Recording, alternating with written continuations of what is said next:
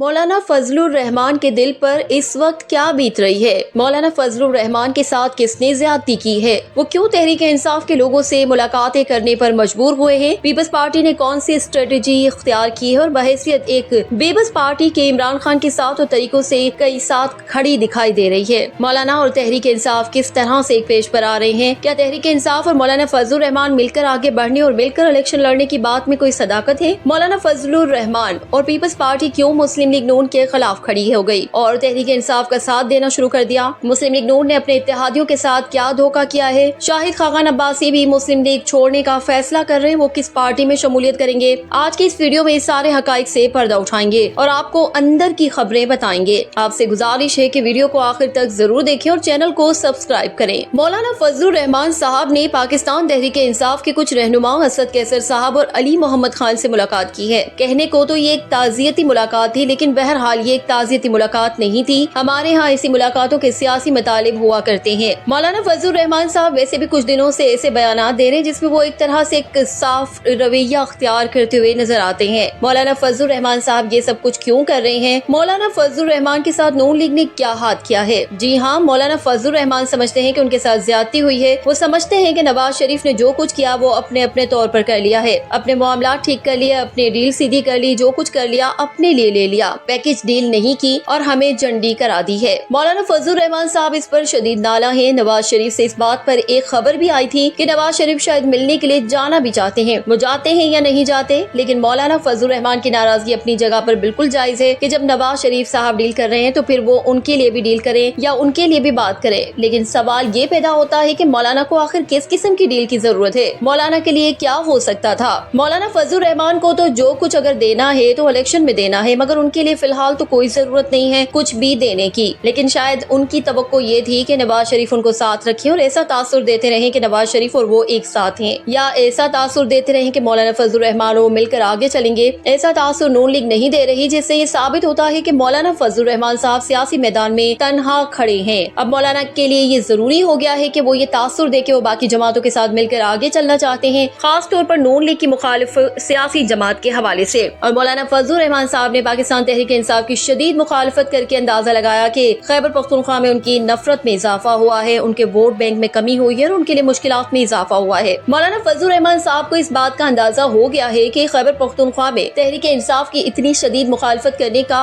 उल्टा नुकसान हुआ है। अब शायद वो ये चाहते हैं या वो ये तासुर देना चाहते हैं कि वो अपना वोट बैंक कम अज कम बहाल करें। और जिन लोगों ने मौलाना को तनहा छोड़ दिया है तो फिर मौलाना के पास जो ऑप्शंस हैं तो वो उनकी तरफ दोस्ती का हाथ बढ़ाएगा। और दूसरा, उससे भी बढ़कर दूसरी बात ये है कि मौलाना फजलुर रहमान साहब समझते हैं कि अवाम की जो शदीद नफरत और नाराजगी उनको जो मोल लेना पड़ी है इस सारे खेल में, उसको कम अज कम वो कुछ कम कर सकें। और जिस वजह से लोग उनके ज्यादा मुखालिफ हुए हैं, इस वजह को भी कंट्रोल किया जाए। इसीलिए फैसला किया है कि वो इमरान खान की इस हद तक मुखालिफत करके इलेक्शन में नहीं उतरेंगे, कम अज कम, ताकि उनका जो वोट बैंक या पिछले इलेक्शन का वोट बैंक है कम अज कम वो तो उनको मिले। क्या तहरीक इंसाफ और मौलाना फजलुर रहमान मिलकर आगे बढ़ने और मिलकर इलेक्शन लड़ने की बात में कोई सदाकत है? इसमें कोई सदाकत नहीं दिखाई देती है, न इस बात का कोई इम्कान दिखाई देता है कि मौलाना फजलुर रहमान और तहरीक इंसाफ मिलकर आगे चले। इसमें कोई इम्कान दिखाई नहीं देता। ये सारी सूरत हाल में तो मौलाना फजलुर रहमान साहब की जो परेशानी है वो आया है और नवाज शरीफ साहब से नाराज हैं कि वो अपनी गेम अकेले अकेले कर गए हैं। लेकिन साथ ही साथ वो जो डैमेज हुआ है वोट बैंक का, इस डैमेज को कंट्रोल करने की कोशिश कर रहे हैं, लेकिन अभी तक नजर नहीं आता कि वो डैमेज कंट्रोल कर पाएंगे। अच्छा, दूसरी बात ये है कि पीपल्स पार्टी क्यों कह रही है कि ऐसे इलेक्शन जिसमें तहरीक इंसाफ नहीं होगी या एक सियासी जमात का रास्ता बंद करके जो इलेक्शन होगा उसकी कोई क्रेडिबिलिटी नहीं होगी, इसका कोई हासिल वसूल नहीं होगा। ये पीपल्स पार्टी क्यों कह रही है? इसका मतलब ये नहीं कि पीपल्स पार्टी को इमरान खान से कोई हमदर्दी पैदा हो गई है या वो इमरान खान के हमदर्द हैं। ये सब कुछ वो अपने पॉलिटिकल इंटरेस्ट के लिए कर रहे हैं। वो इसलिए कर रहे हैं क्योंकि उनको लगता है कि अगर पंजाब में पीटीआई को बिल्कुल इलेक्शन ना लड़ने दिया गया तो उसके नतीजे में नून लीग अकेले इतनी सीटें हासिल कर लेगी कि उन्हें पीपल्स पार्टी के सहारे की जरूरत नहीं होगी। और एक